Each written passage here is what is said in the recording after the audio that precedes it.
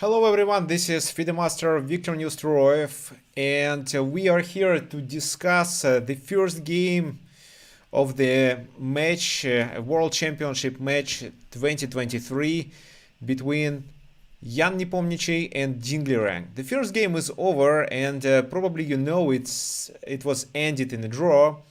Well, I have some mixed feelings. Well, first of all, I think that Jan could play better and could play for a win. Second, to be honest, this game shows that probably Jan is better prepared for the game. Well, we'll see. Okay, please now let me know if the sound and video quality is good. Also, you can tell me which country you are from, and what is more important, who of you is going to visit this event in live. So this event takes place in Astana, Kazakhstan. Who would like to go there?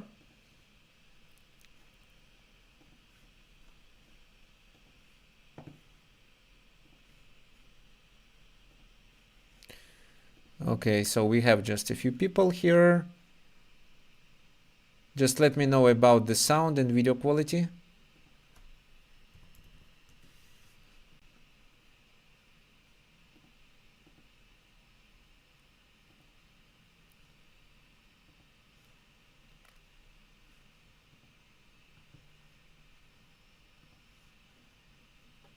Okay, everything is fine. Thank you, Anirudh.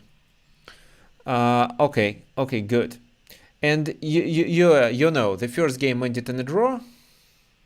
So what are we going to do today? We are going to analyze two games played. I found the best game by Ding Liren and I found the best game of Ian Nepomniatchi. Well, these were not standard games, but I want to demonstrate these exact games to explain the style of these two players.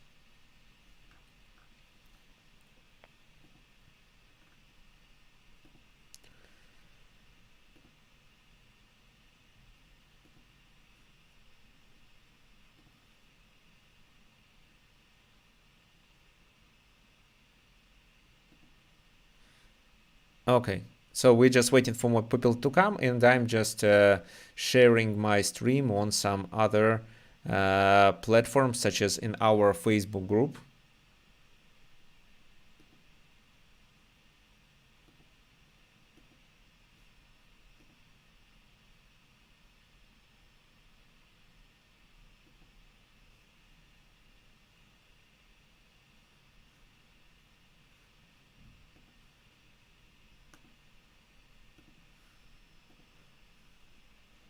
Okay, perfect. So now I'm back with you.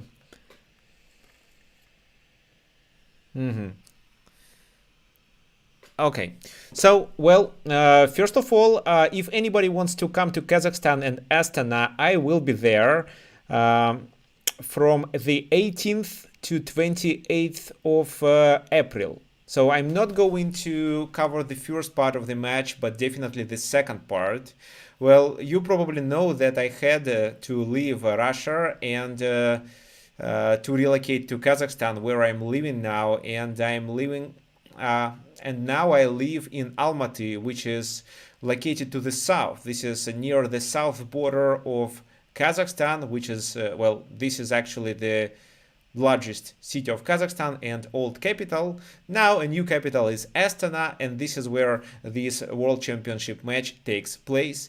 I'm going to attend it at the 18th of April. Also, a few of my students gonna come as well. If you want to meet there, just meet, ask, say anything. You're welcome. You can find me. You can also message me. You can also message me on. You can message me by email by sending it to tricksofchess@gmail.com or school@chesslance.com, and we can get a meeting, or we're gonna play chess at the event or near the event. So okay, But, well, if you want to come, just let me know. It would be nice to see you in person. Okay, now let's talk about the game. So first, I chose the best game by Ding Liren, and I would like to explain it. It's his game that he played against Magnus Carlsen. It was played in... let me check. It was played before the pandemic. It was the August of the 2019. And it was actually Sinfield Cup. There was a tie break, and Magnus Carlsen lost it. So Ding Liren was able to outplay him.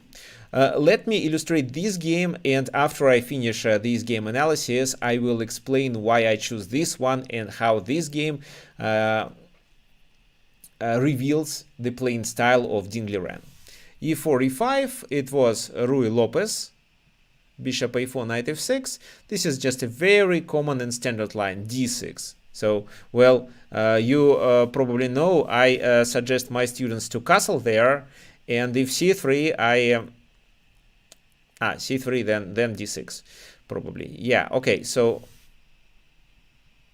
yeah, for example, if someone plays rook e1 here, which is the main line, then I suggest playing b5, bishop goes to b1, and then castle. And after c3, it's d5, martial counterattack. But this time it was played anti-martial with d3, and b5 has to be played, then d6, or castle and then d6. There is no big difference. So knight a5, bishop comes to c2. This is actually a so-called Martinez variation. c5, the knight goes to the edge to let the c5 pawn to fight for the center. And d4. C takes d4, c takes d4.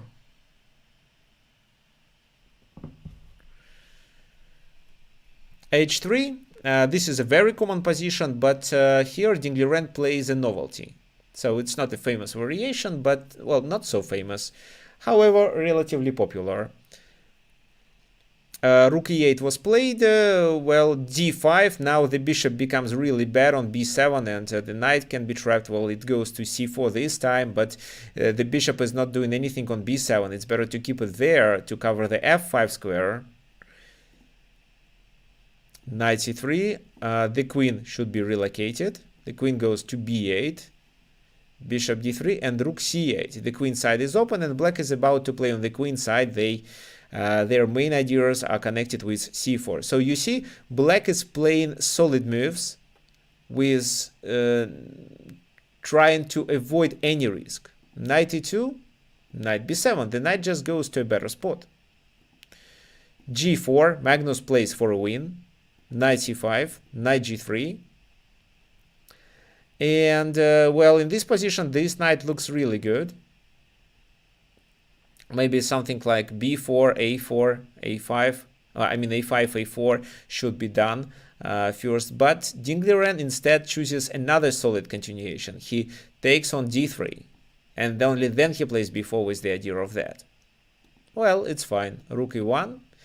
And here, if you want to play for a win, you should definitely do something like that. Try to weaken the c3 square.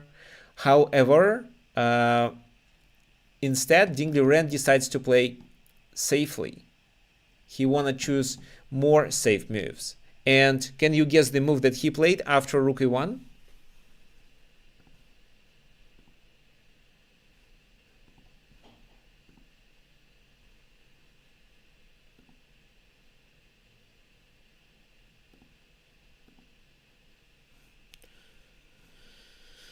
Who knows? Or who can guess?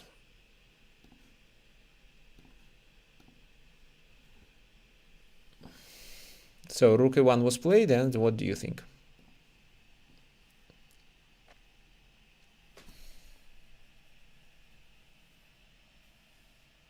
Well, in my opinion, bishop f5 still is attractive. But then we should control the f5 square, because knight is coming, and this is really dangerous. Yes, John, it was queen b5, because with no queens on the board, black's position contains almost no risk. So he plays solid moves.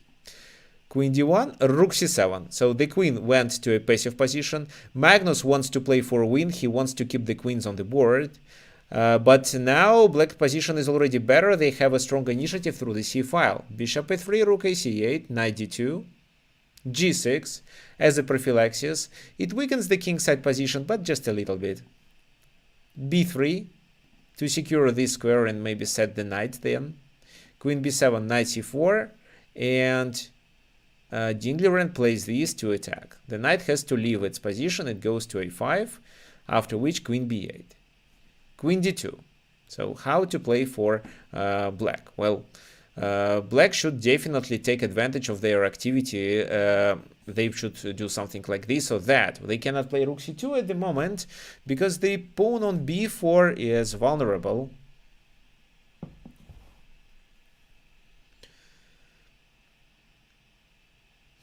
So that's why rook c3. And here Magnus undermines this pawn. There is an idea that he has behind this move. And again, so, well, what is the most solid continuation? What do you think?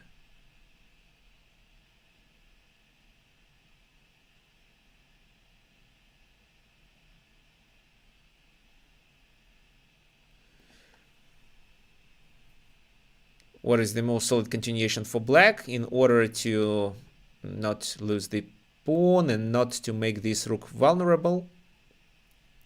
So I think most of club players would continue with something like that. Bishop d7 with the idea of taking on b4 with the queen.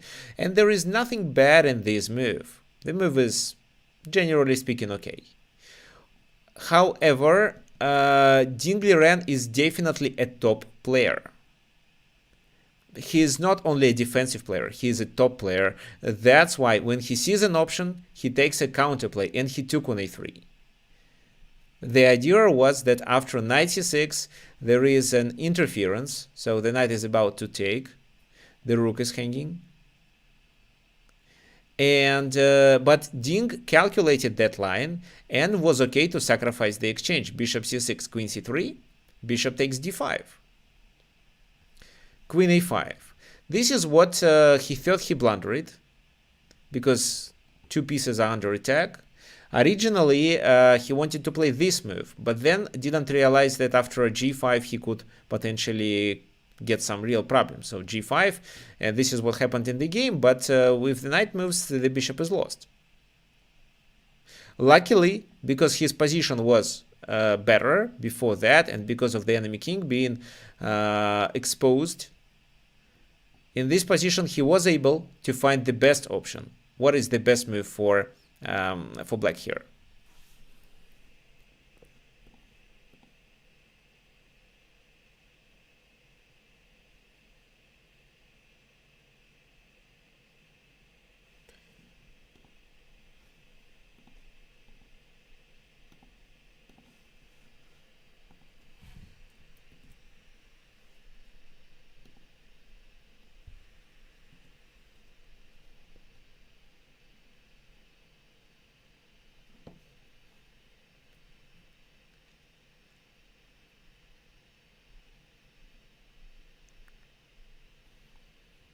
So, what do you have in mind?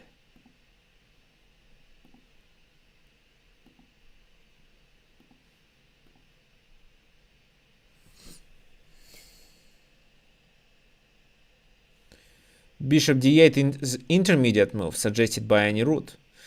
Well, bishop d8 seems to be interesting, and well, then queen a3 probably. d6 is a kind of a weak pawn also. No, I think bishop d8 won't work here.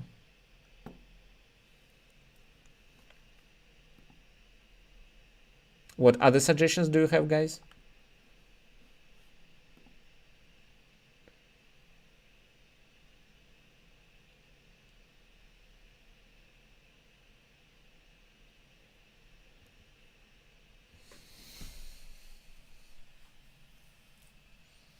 Well, okay. So this illustrates that we are not such strong players as Ding Liren. However, it's actually not so difficult to point out that the king is weak, and something like that with the idea of queen b7 is dangerous, and it definitely compensates a piece loss. For example, g takes f6, queen b7, it's a mate. To stop it, the king has to escape, but then this is a check, king goes there, and after bishop f6, well, we can say black is down a rook. However, for the rook they have 4 pawns as a compensation, but what I think is the most important factor is the king weakness.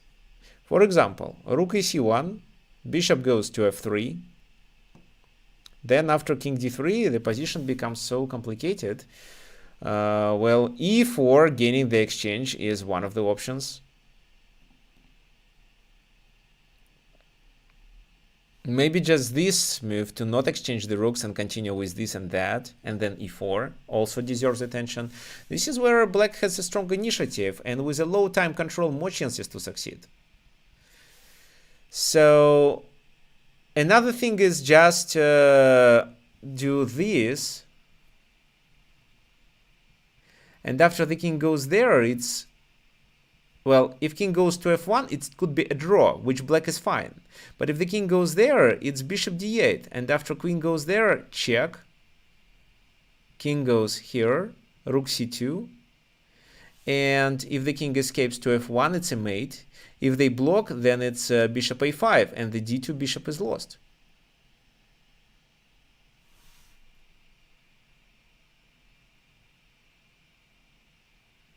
Oh, no, it's a blunder. Okay, sorry, it's not bishop a5, it's a5 with the pawn instead, because if this, then rook d2 leads to a checkmate. And a5 also chases the queen away, right? After which we can capture on d2 for free. So you see, well, here, at least black could repeat the position and get a draw or play for a win in case if the king goes to d2, or can capture on f6, and after that the position is quite complicated. That's why actually here g takes f6 wasn't played. Instead, Magnus Carlsen decided to take on a6.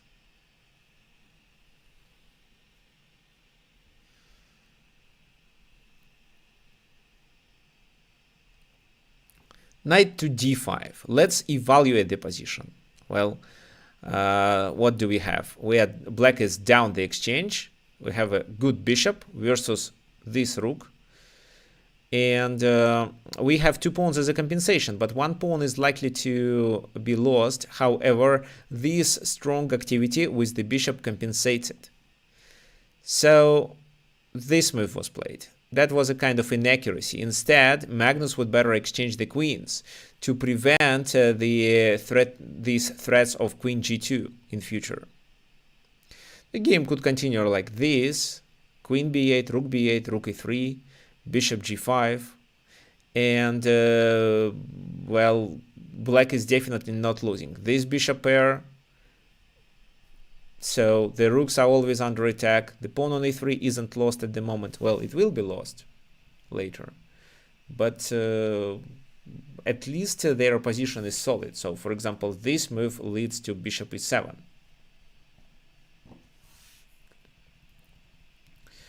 So Magnus plays bishop a7, queen goes to c7, rook ec1, and because of low on time, black chooses the most solid move, but the move that doesn't win the game. So what do you think was a better option for black to continue and to win the game here?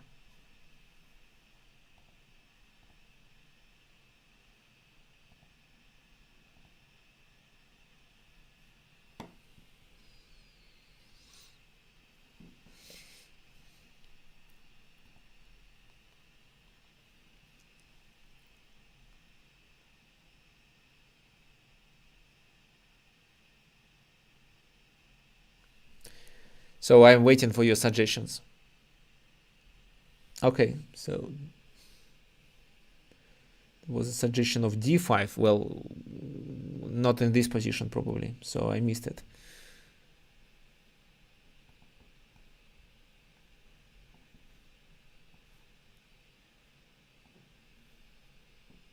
maybe just take the rook. This is how Ding Liren played, because he wanted to play it as solid as possible. And definitely queen exchange for 2 rooks provides him with enough compensation for the queen. Yeah, there is no mate, of course. However, he created a checkmate later in the game. So, but it's not the best way. The best way is to continue with, let me check once again, what are your suggestions? Queen c1, no. Queen c1, okay, no. Knight c3. What then? So g5 is hanging. We are not threatening with this move at the moment, but, well, if, for example, we play a2, that, well, a2 actually doesn't seem like a good move. Well, what could happen? For example, if they decide to play h4, then it's queen d7 and queen h3.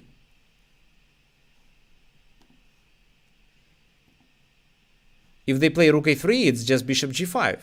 And this rook is now vulnerable. So rook c2, for example, and then still queen d7 with the idea of queen h3. So king goes to h2, and in this position bishop f4, pinning that knight.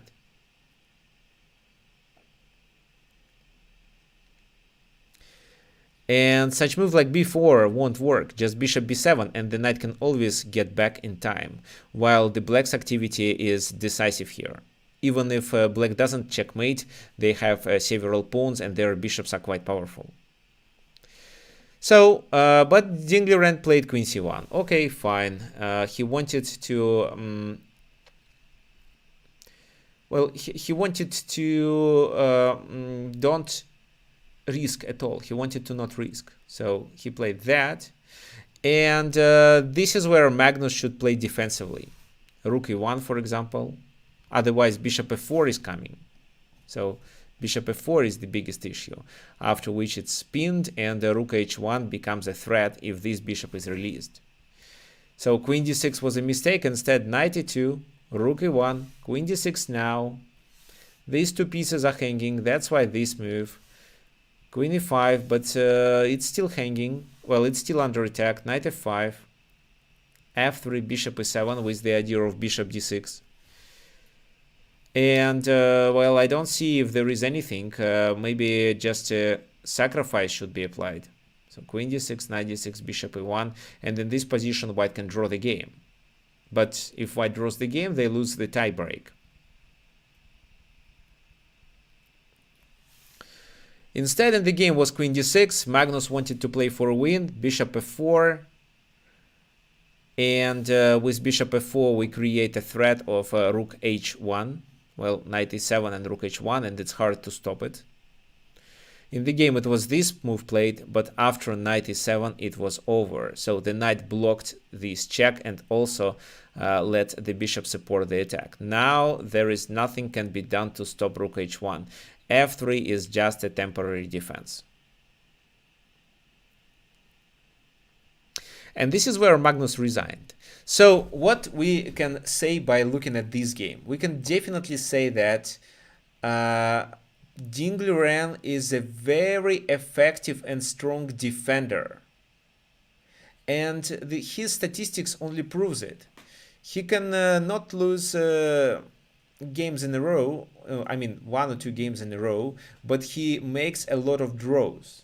And this is what his candidate tournament demonstrated. So both rounds of his performance in candidate tournaments only proved that he is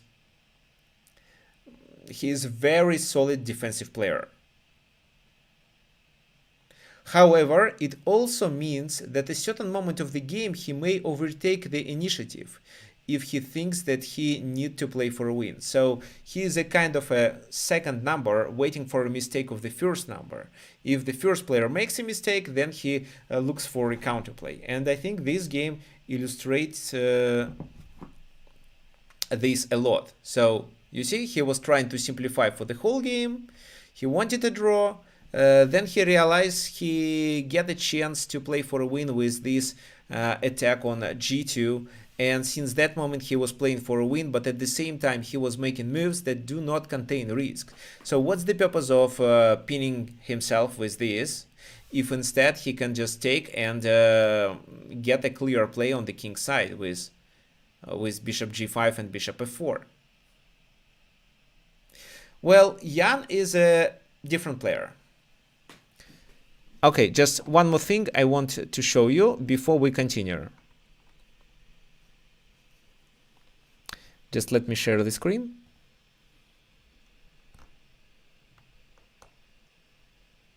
Okay, now take a look at my screen. So this is the computer analysis of this game. Look at average centipawn loss. So yes, there was a blunder, which is actually not a blunder but a miswin. It's queen c1 move.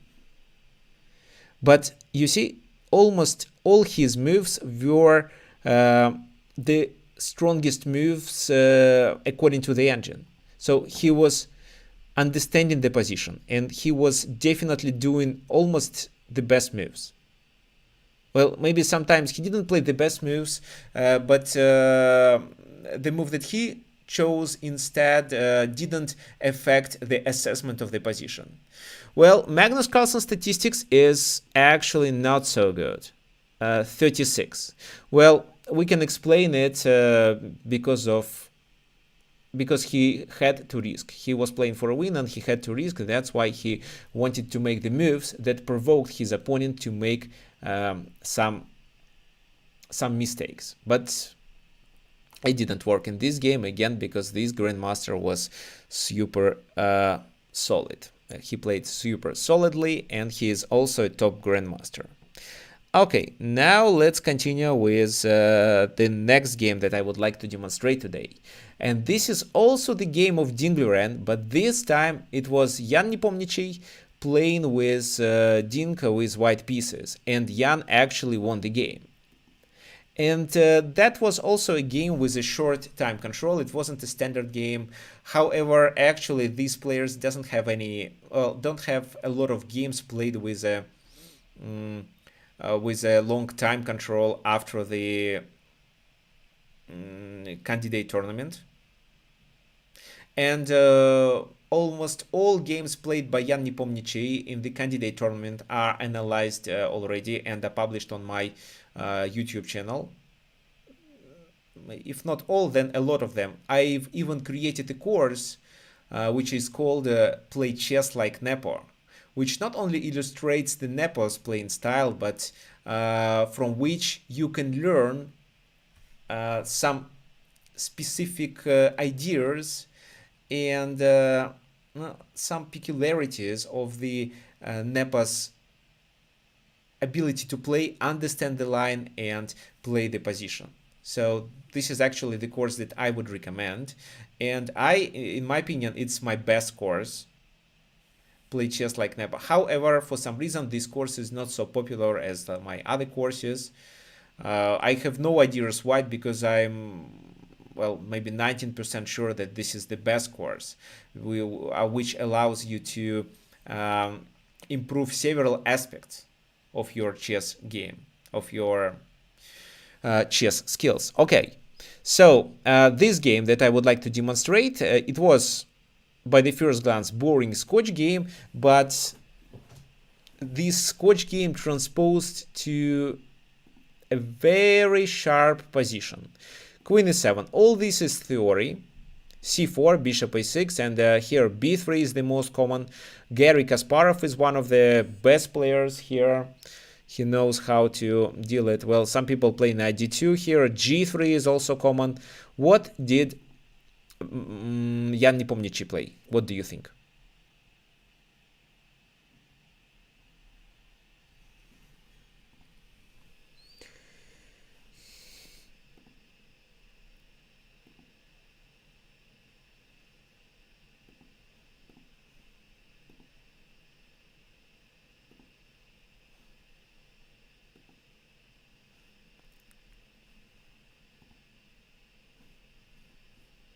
So,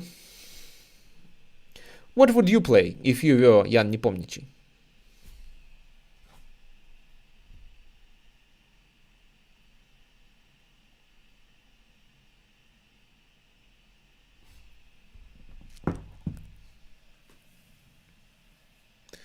Well, he didn't play the novelty, but he played a rare move with a clear idea. One more thing I will tell you before you suggest a move. Well, both players are quite strong with their opening preparation. Well, Magnus Carlsen is a strong player too. I mean, yeah, Magnus is definitely the best chess player, despite that he won't be a world champion anymore after the match between Ding and Nepo finishes.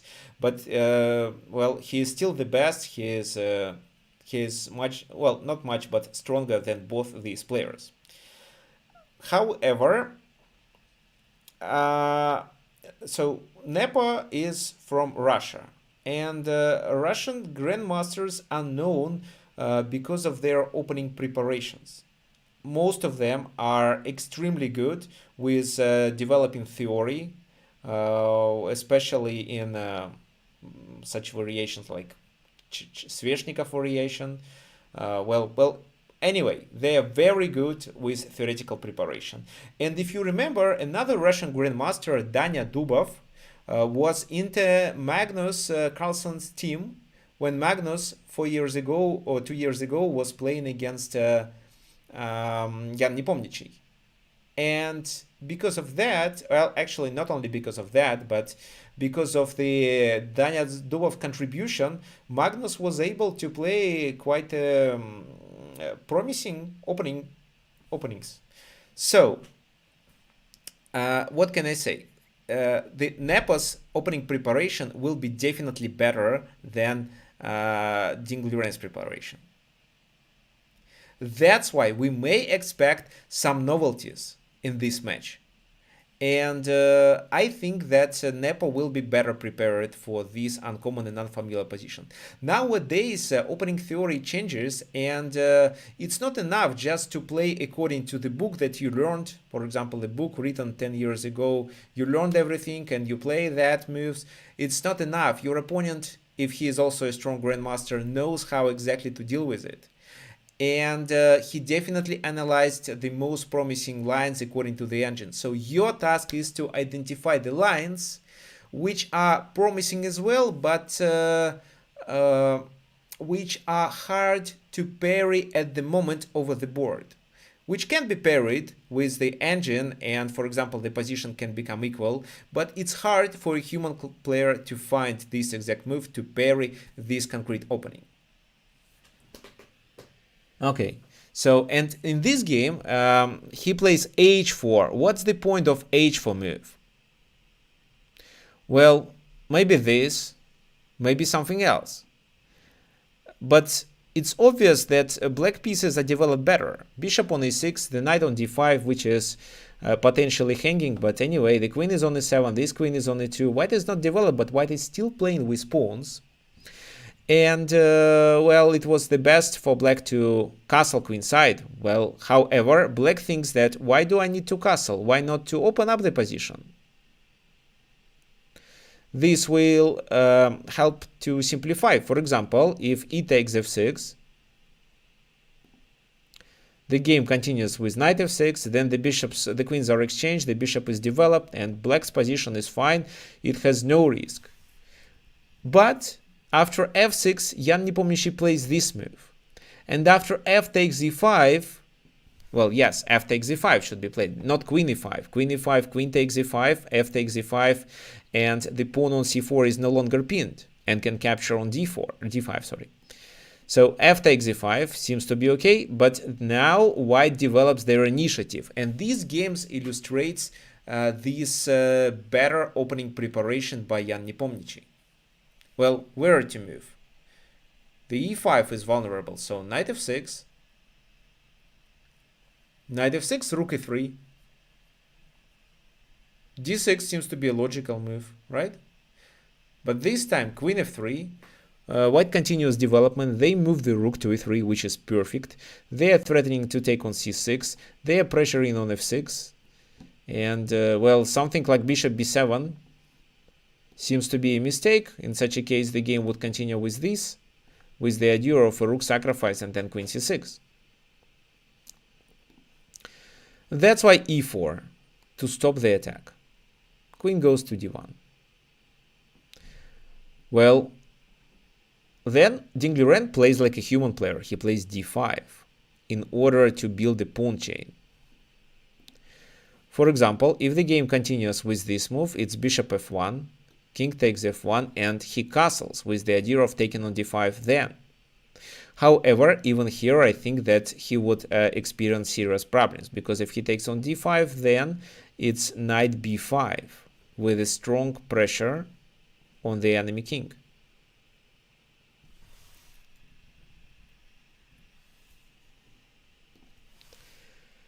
Jan played knight c3, which is not so strong as c takes d5, but is still fine. Bishop b7, c takes d5, c takes d5, and then he continues with bishop f6, with the idea to weaken on d5.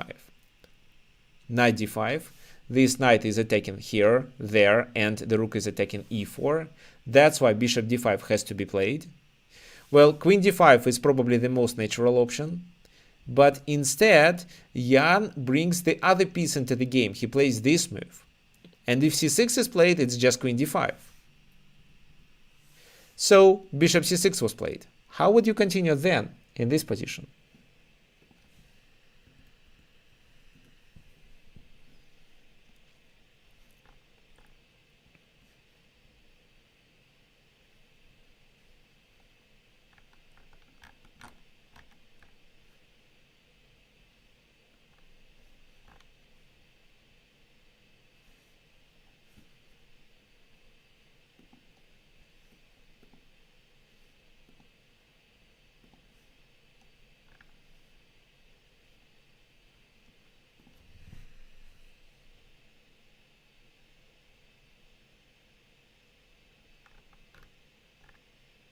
So what do you think? It's an easy move.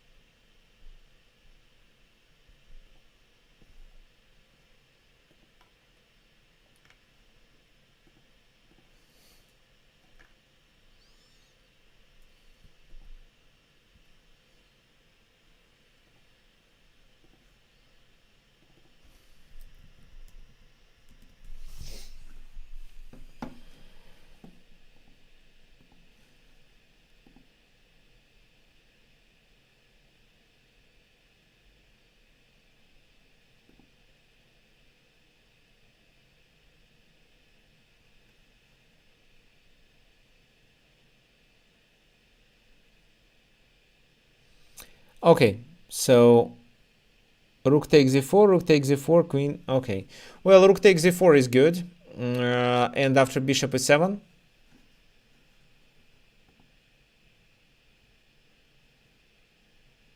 And after bishop e7, it's queen d5.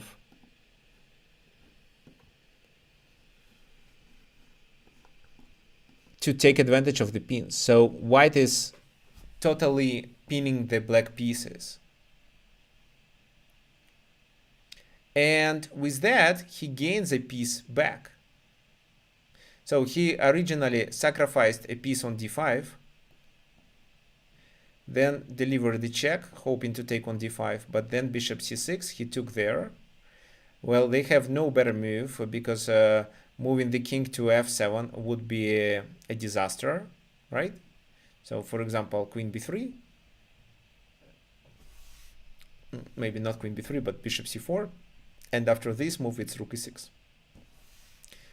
Or instead, we have queen g4. Well, okay, rook e6 is fine. It's enough. So bishop e7, queen d5, rook d8, and then bishop takes c6. King goes to f8. So the number of pieces is equal. White is a pawn up, but the king is in trouble. The rook is not participating into the game. And we are playing the middle game with the bishops of the opposite color, which means that the dark squared bishop is unable to cover the squares that the light squared bishop can attack. And while white is into the attack, they have more chances to succeed. Well, no, you cannot play this move. No, not that. Then they escape, and then this is hanging, so you're gonna take here, but it's queen c6. No, it's, well, you may lose there, even. So queen c4 was played instead. Queen c4 is another move that contains a threat. Bishop d6, rook d1. So white brings their other rook to the game, and this also contains a threat with rook f4. Well, g6, actually after g6 it doesn't work, because this, rook f4, and in this position rook c6. Rook takes f6, rook takes f6, queen c7, and they somehow manage to escape. So yeah, white is definitely winning here, but that will be a long game then. That's why here he creates another threat, rook f3. King g7, rook f3, queen takes b2. Rook f7, and the king cannot go to g8, it's just a checkmate. Rook e7, and then queen f7 mate. That's why the king escapes to h6, and this is where I want you to suggest the move.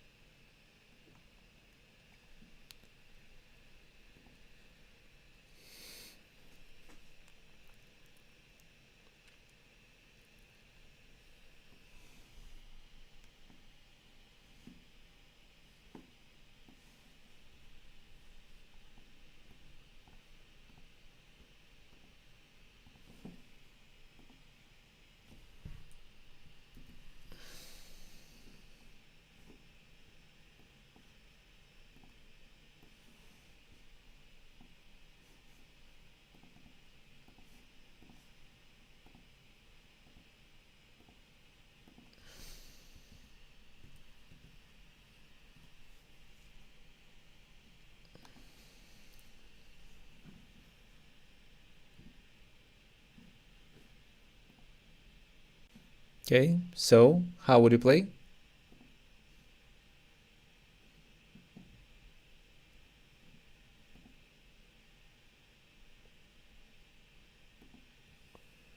King f1. Okay, king f1 was suggested by Voiko. King f1 makes sense. What else? Not here. No, wait. Queen d5. Anirudh, queen d5. It's too risky. Queen d5, queen c1, and he covers the g5 square already. Also, I'm not sure what queen d5, bishop b4 is also attractive, because then the queen is hanging. So definitely not queen d5. Okay, and the move that should be played, actually the move that was played was g4. And g4 seems to be an absolutely winning move, but here Nepo miscalculated, and it was a chance for black to draw the game. What was that chance?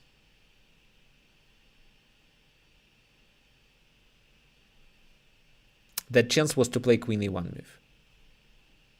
King goes to e2, and bishop b4.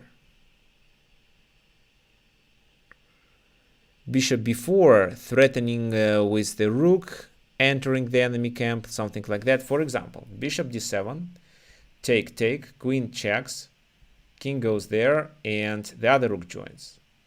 So rook f7 has to be played. Queen h1 check, and then after rook f7, queen takes f7, we cannot take on e4, right? Because if we take on e4, it's g5, king h5, queen h7 mate. That's why we have to repeat the position with these checks. Queen h1. So he cannot go there. If only he goes there, then bishop c5 works. And then he may lose everything, because this time the king escapes to g4 after g5. That's why here white would have to repeat the position, and that was Ding Liren's chance. Instead, instead, yes, king f1 is the best move. Why king f1? For example, just this. Queen goes there, but this is already a blunder. Queen c1, queen g5 leads to a mate. If, let's say, bishop f4 to control the g5 square, then g4 should be played. Well, you should be very accurate, because you cannot take there. If you take there, this is a mate. Well, you may say, what if I take with the other rook? Well, if you take with the other rook, it's still a problem. They deliver a check, you do this, and in this position, no, in this position actually, wait, sorry, you are fine.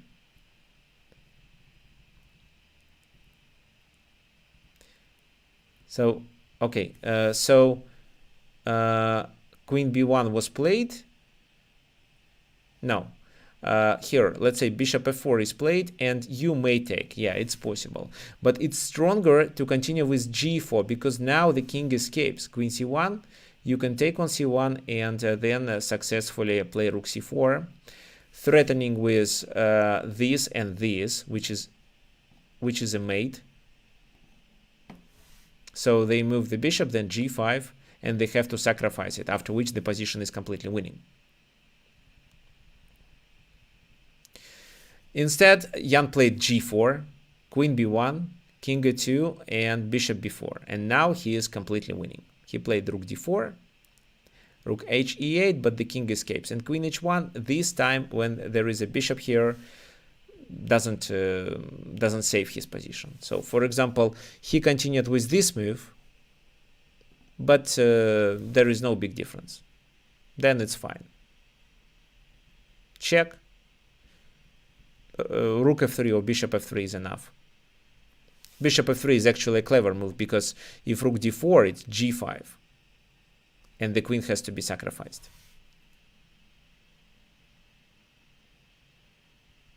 So that's why after bishop f3 they resigned. Ding Liren resigned. And what does this game illustrate for us?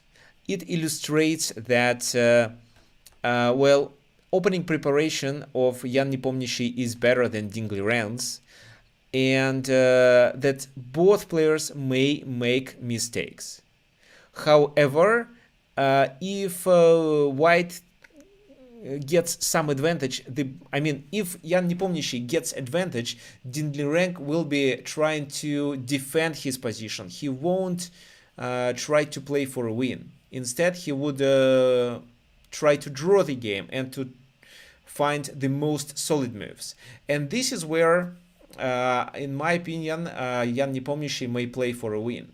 So, for example, he can prepare such an opening where his opponent may consider that his position is a little bit worse, and instead of playing the best moves, he will find the most defensive moves, which can be not the best moves. So he just should find such an opening and make sure that his opponent is not familiar with it and would have to come up with the moves over the board. Okay, one more thing I want to show you.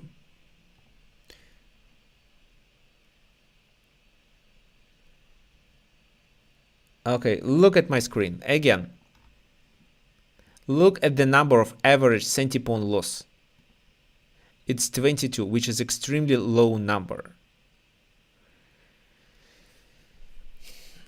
Here it's 48, which is average. It's average for a grandmaster to have such a number in a blitz game. And Jan was playing really well. And his blunder and inaccuracies, well, his blunder was g4, and his inaccuracies are h4, for example, and the second inaccuracy is knight c3, because c takes d5 was much better. Okay, but that's not the end. Let's now talk about their statistics. So, Magnus Carlsen is definitely number one. Ian Nepomniachtchi is the second. However, he is only 13 rating points higher than Ding Liren. Well, but if you look at the progress, looks like these two players didn't play any long games. So, for example, there were a few games that Jan played in March, but before that, it was only October when he played it. He played some rapid games here in January. Well, it's not actually January, it's December. He was playing in Rapid and Blitz World Championship. Now let's take a look at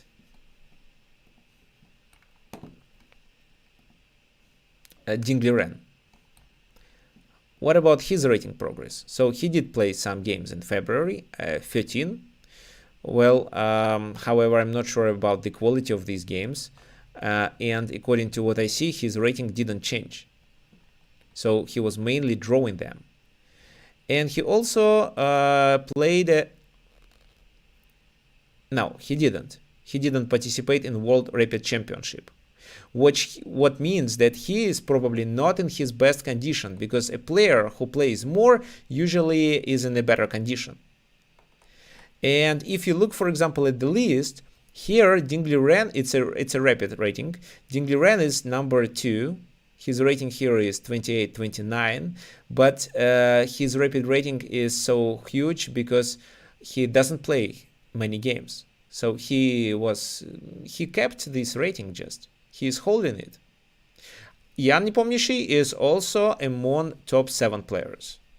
And if you look at the Blitz rating, then even Ian Nepomniachtchi is here. He is number 11 here. And Ding Liren is somewhere in the bottom of this list. Sorry, I can't find him. Okay, let me search. No, he's not here. So, which means that he is not so good in Blitz, and that probably means that Ian Nepomniachtchi would have better chances in case if the match passes into a tiebreak.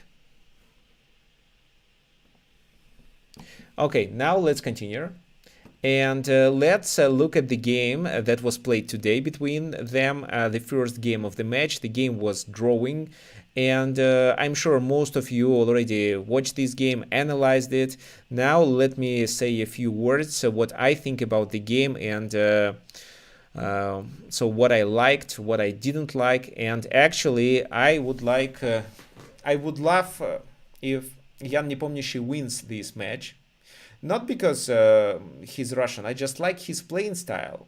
He is more aggressive, and his games are more resolutive. He is unlikely to draw the game if he sees a chance to win it.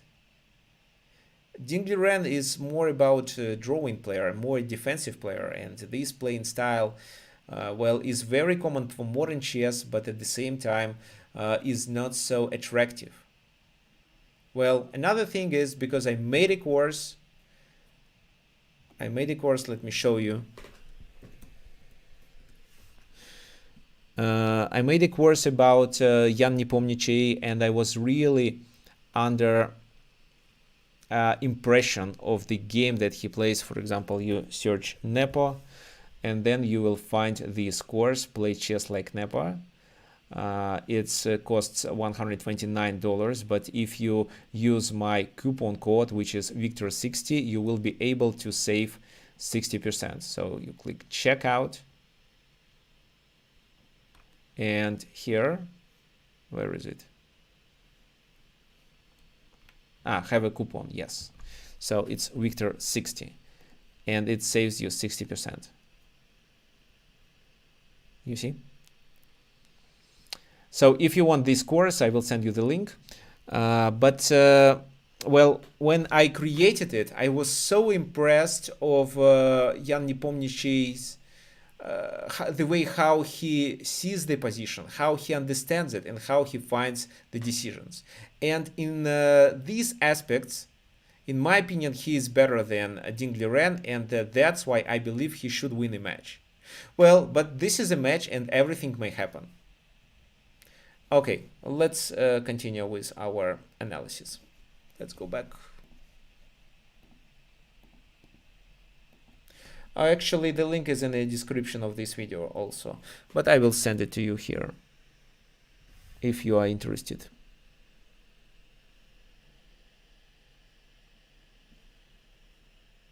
Well, it was a good point that actually if Ding wins, it can bring the chess boom to China. Well, probably yes.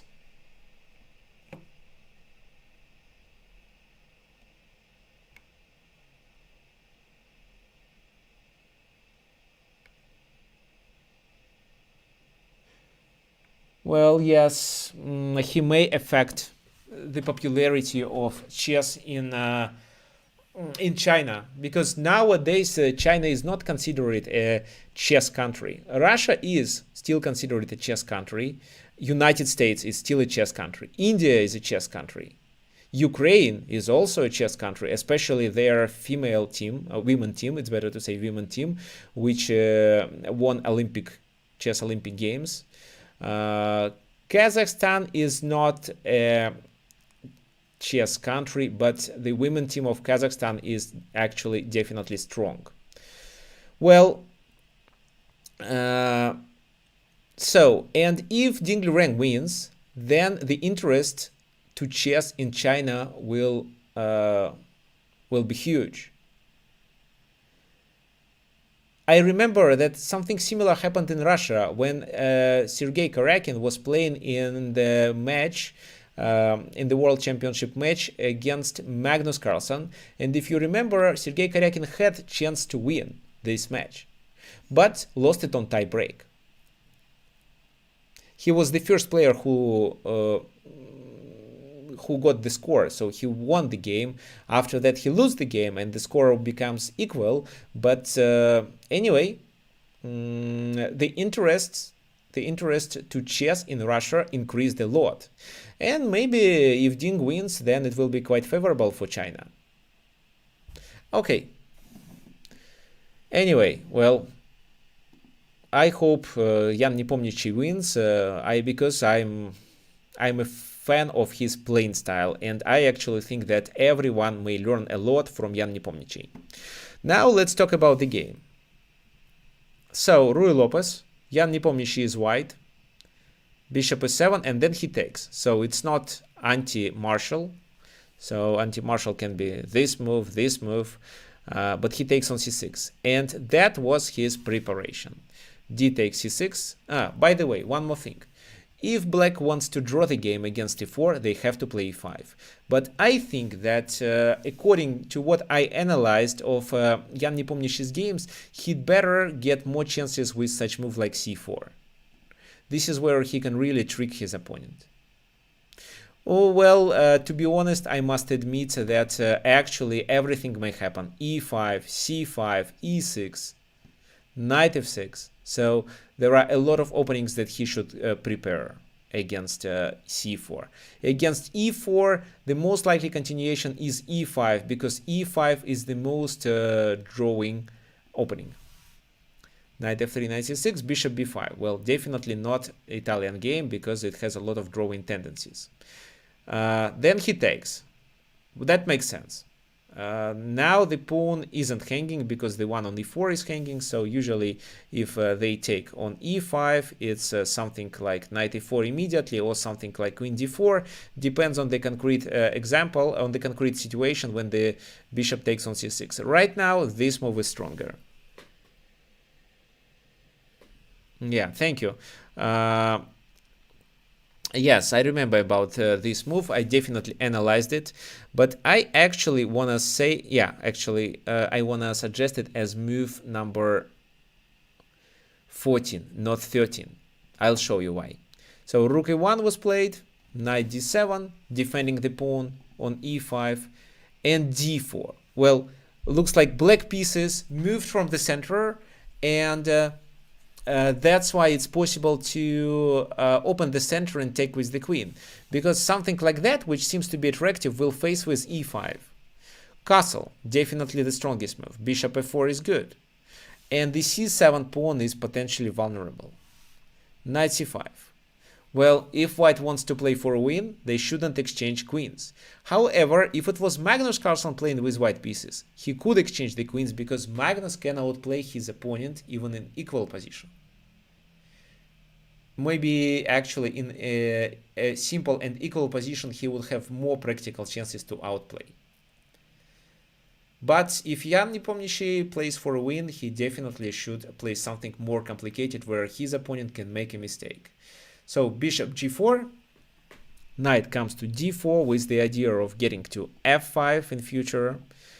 Another move that deserved attention here could be this. And if the bishop goes there, then g4 deserves attention. What could happen then? Well, I don't think that this is a good move. After knight c6, b takes c6 and g takes h6, it seems to me that there is no full compensation for the pawn that black sacrificed.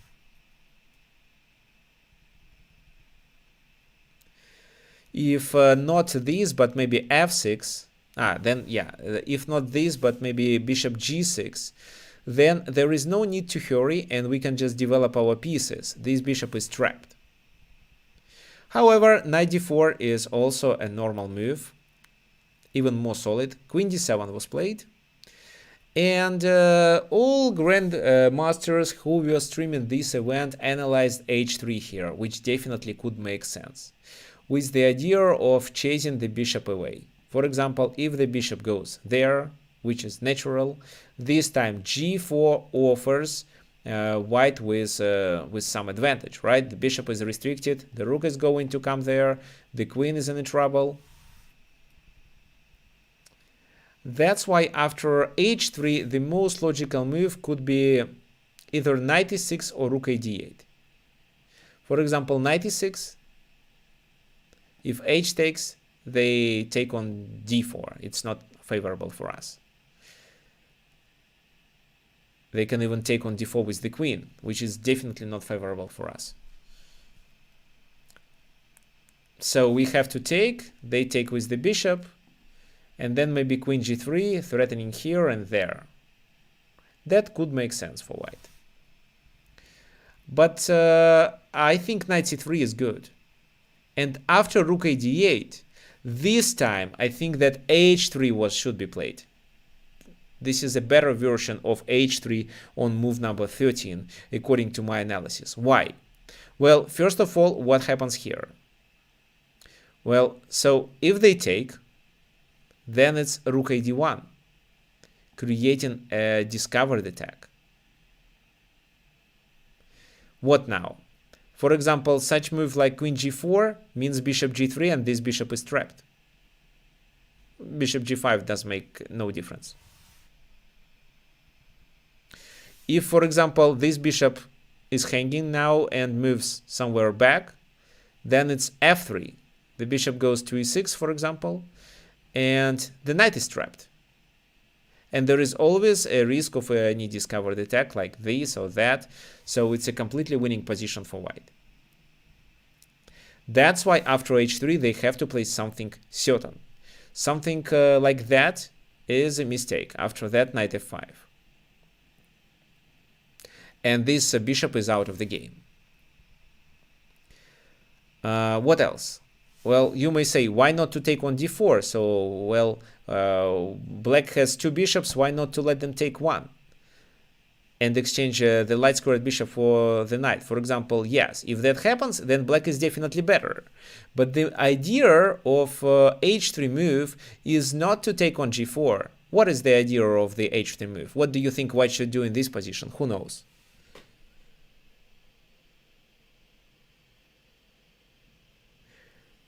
Okay, so Peter, I'm answering your question. When the bishop takes on a3, why not g takes h3? Because the knight on d4 is hanging then.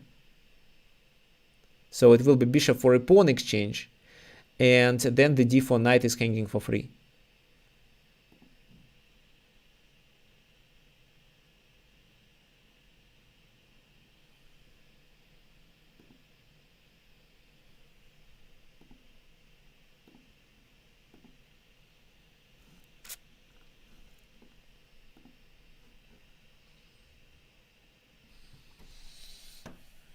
Okay, so here it seems to me only any route is correct.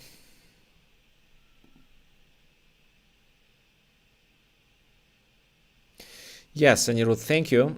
Thank you for suggesting this move. It's knight d5, definitely. What happens then? So queen e3, knight takes e7, king goes to the corner, and after that, two pieces are hanging simultaneously. Okay, what else can be done? Rook takes d5, maybe. Then pawn takes d5, queen, bishop, and other bishop are hanging. So, for example, again, queen e3 and two bishops are hanging.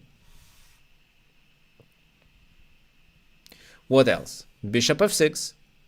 If so, well, the bishop is protecting the queen, and at the same time it's not hanging. But knight takes f6, and if the queen takes, you can continue with bishop g5 and gain on d8 first, after which, again, two pieces are hanging. For example, queen e5. You can take on d8, it's the simplest option, and you are up the exchange, because if they take, h takes g4, and you are still winning. Okay, what if the pawn takes? If the pawn takes, then it's queen g3, and you gain this bishop with a strong attack. For example, this, take, they take there. You probably play maybe c3 in this position.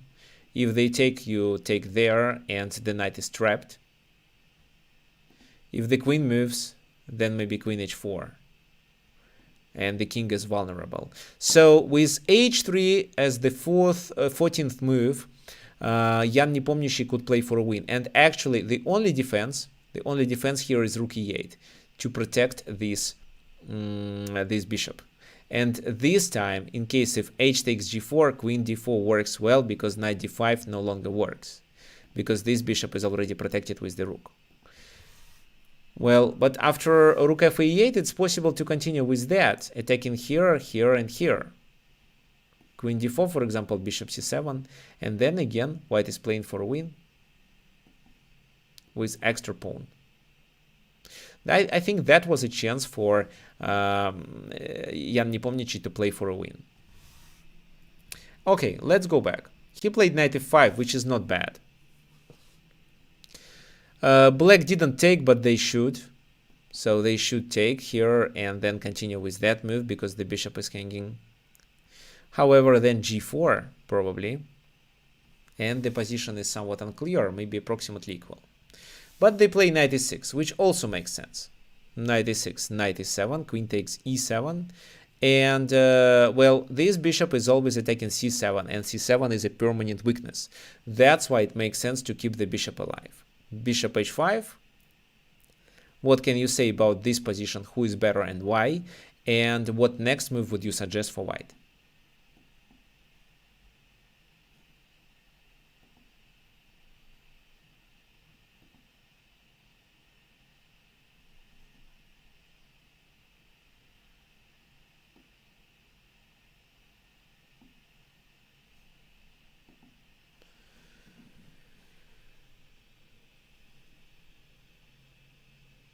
So white is better due to the kingside majority. I agree with you, and actually there is something I want to say about Ruy Lopez positions when there is a pawn majority on the queen side for black.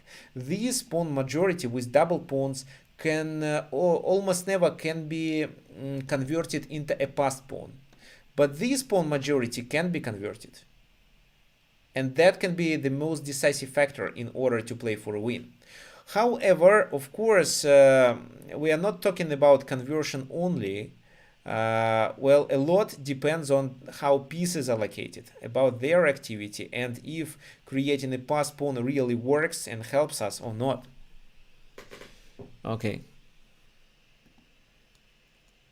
So John suggests f4, Anirudh suggests f3, and f3 seems to be stronger because it limits the bishop. f6, trying to activate the bishop. h3, h6, king h2 is a prophylaxis, bishop f7. Rook a d1. So white is definitely better, and mainly it's because this is a weakness, which black has to defend. In order to realize it, to take advantage of this weakness, white tries to exchange pieces. So the rook pair is exchanged, then he plays rook d3. So he wants to exchange the rooks, which happened later. And for example, in this position, it was c6. But it could make sense to continue with rook takes d3, queen d3, and then c6. Sorry, rook d3, queen takes d3, and then c6.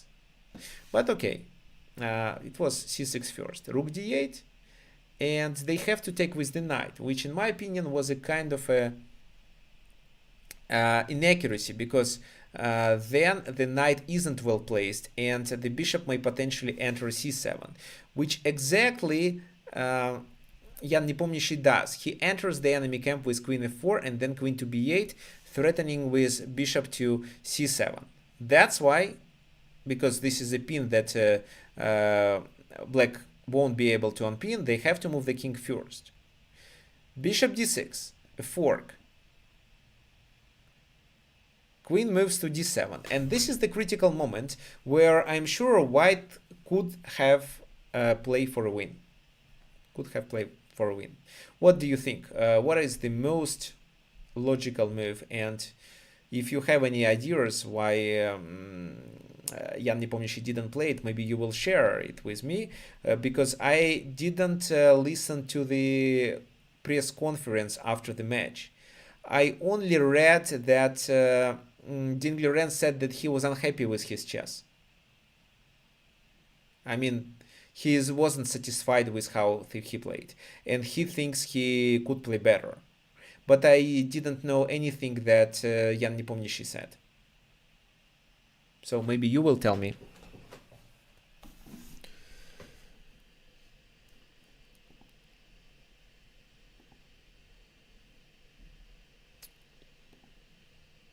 Okay, so while you are trying to answer this question, I will answer Anirudh's question about why queen f4, why not queen d6?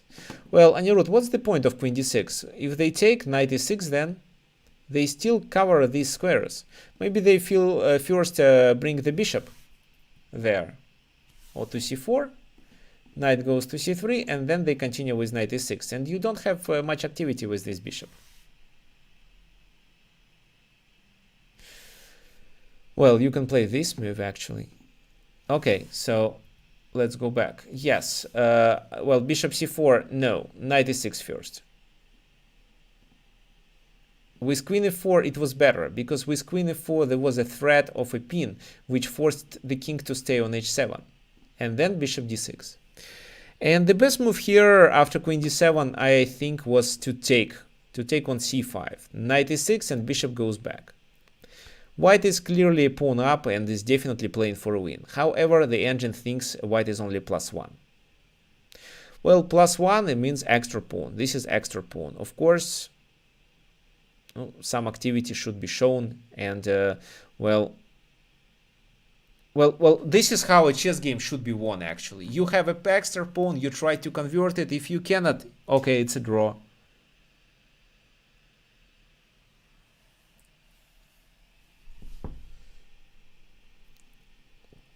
Okay, now I'm answering the question to the Peter's question. So when queen d6 was suggested, here, this, why not to play this? Because after knight c6, two of our pieces are hanging.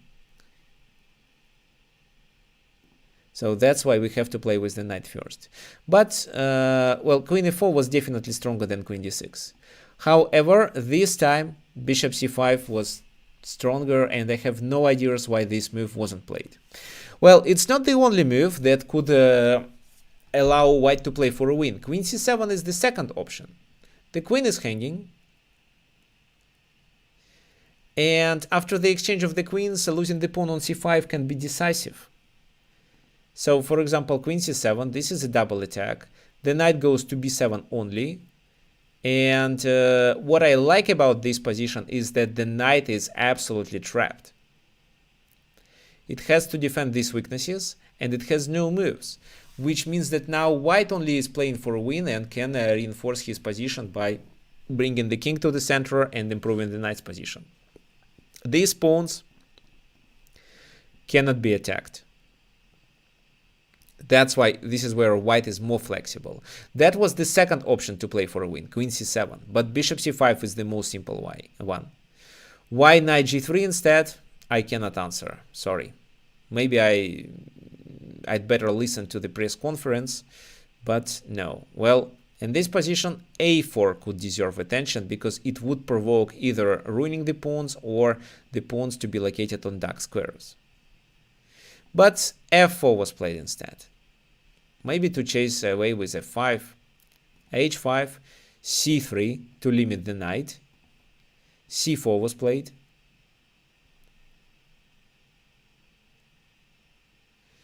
And well, h4 was played to stop the pawn. Well, maybe this move deserves attention, but then h4. And if this is taken, then this is taken with a check. And it's definitely a draw because of the bishops of the opposite color. So it's better to keep the knights alive. But then this knight goes there and attacks e4. So I don't think white can really win. h4 is good. Queen d8.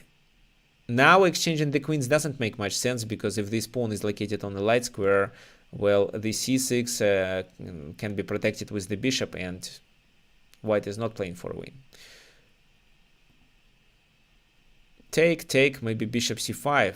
That was possible, but again, I don't think it's a good position, and I still believe it is a draw. Queen b7 was played by Ian Nepomniatchi, and this move was a kind of a trick because this doesn't work because of that. And in this position, if queen f4 is played, it's just the knight is hanging here. And if queen h4, it's actually queen h3. So the g3 knight is not lost. And if knight f4 in this position, then what do you think?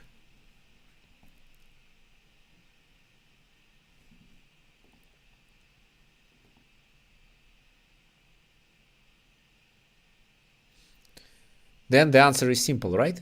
What is the answer?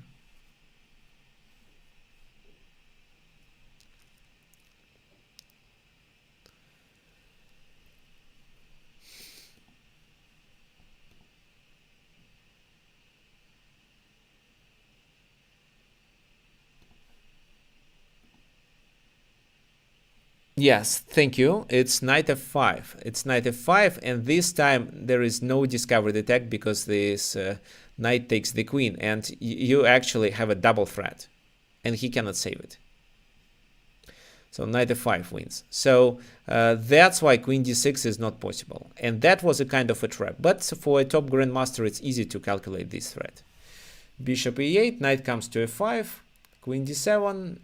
Well, and then soon the queens should be exchanged, otherwise it's just a repetition. And after that, it's absolutely drawing game. So e5 with the idea to play for a win, because if he takes, this is a favorable position for white. For example, bishop d7, but then f5, knight e6, knight c5, and d7. Of course, such a strong player like Ding Liren understands it, even a candidate master understands it. So that's why the knight is not exchanged for the bishop. So bishop takes a5, but the pawn on b2 is lost. Every time this move can be played. So finally it was played. Well, b3 this time doesn't seem like a good idea because of c5, of course. That's why here Ian Nepomniatchi plays e6, which simplifies the position. And then he takes on c6 to not let the bishop to be attacked with c5. Bishop d7, knight goes there, knight b2, and then the position becomes absolutely equal. They played a few more moves, and after king e3, they agreed to a draw. So what we may remember from this game? In my opinion, according to what I see, Ian Nepomniatchi is better prepared in the opening stage of the game. He is also a stronger chess player, but sometimes he plays such move that we can hardly explain. For example, let's say, for example, here in the endgame, he was doing really well. His plan was good, but why not to gain the pawn on c5? What did he notice? Maybe there was a counterplay that he was afraid of. Maybe he had problems with visualization here, and maybe thought that something like that is dangerous, which is actually not. I don't know, but these first games illustrates that.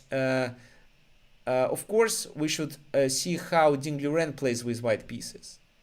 But this game shows us that with white pieces, in some games, Ian Nepomniatchi has practical chances to play for a win.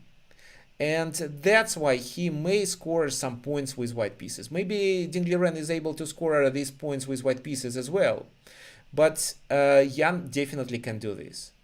And maybe if not the second, but the third or the fourth of his game with white pieces can be resultive. I mean, it may lead to his win, or maybe he will get an advantage, make a mistake, and lose the game. But that would be a really interesting game. I don't think that there will be tons of draws, and I don't expect a similar scenario that was in the matches between Magnus Carlsen and Sergei Karyakin, or Magnus Carlsen and Fabiano Caruana, where almost all the games were drawing, and the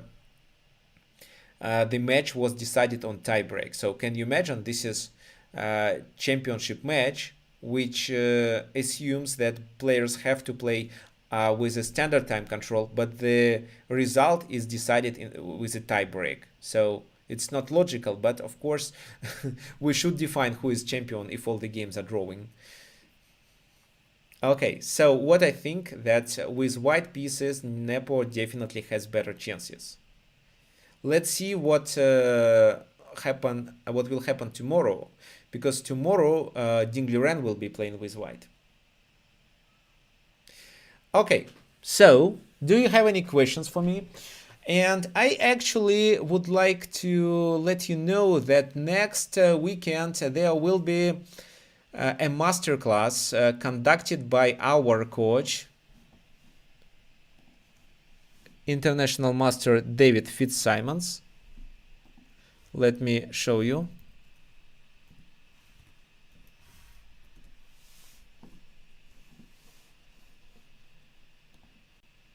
So next weekend, our coach David Fitzsimons will be conducting an event devoted to, well, this guy, devoted to visualization.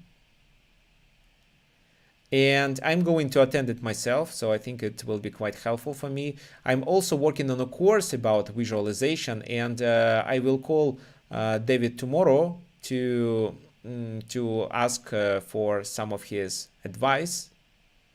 Maybe he will help you with the exercises, because yeah, I definitely have something in mind, but of course maybe sometimes I'm missing, and that's why I usually ask a few coaches if to make a kind of a review of the course and tell me if maybe something should be added, or maybe something isn't required to be included. So, well, this guy will conduct a masterclass. It's 4-hour session, 2 hours on Saturday and 2 hours on Sunday. I will email everyone, so you will be able to join if you decide. Okay, and if you want to book a class with this guy, you can actually book a test lesson with David. Well, this is his schedule. It's pretty easy.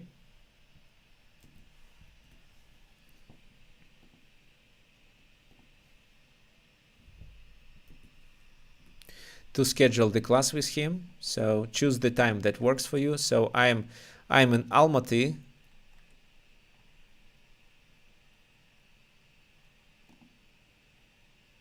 So you choose your time zone which works for you. Okay, probably this. Then you enter your name and click proceed to a payment. The class is free, but we freeze $2 on your bank account and then release this money after 2 days. So this is required to confirm your intention to have a class. But we don't charge you anything. You will get this money back after 2 days, even before the class. It just confirms that you are serious about chess. So if you want a class with this guy, you're welcome. He is actually a good coach. Well, well, to be honest, I'm a good coach too. At least I think so. Okay, well, guys, next time there will be no webinar, but there will be a masterclass by David Fitzsimons.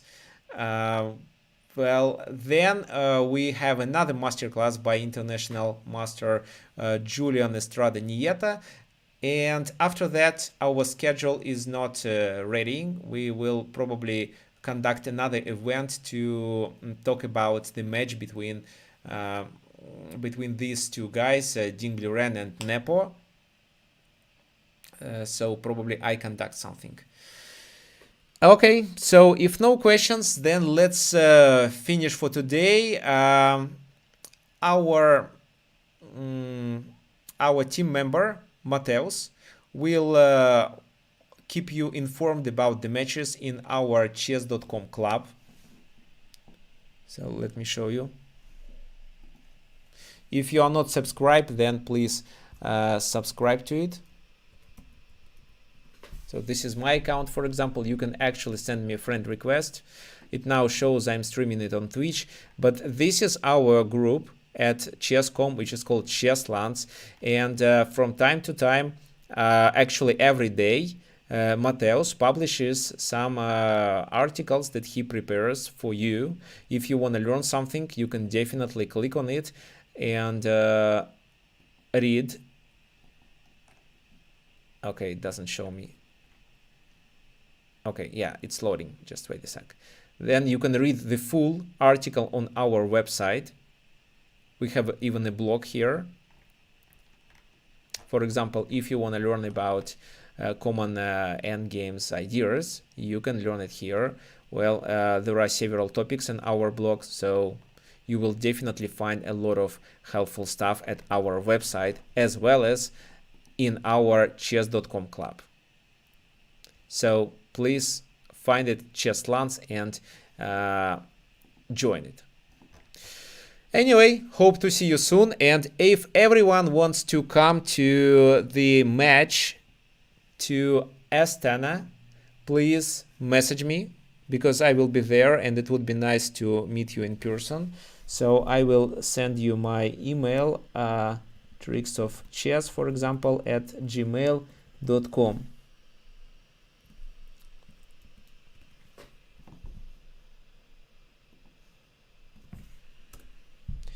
So message me here.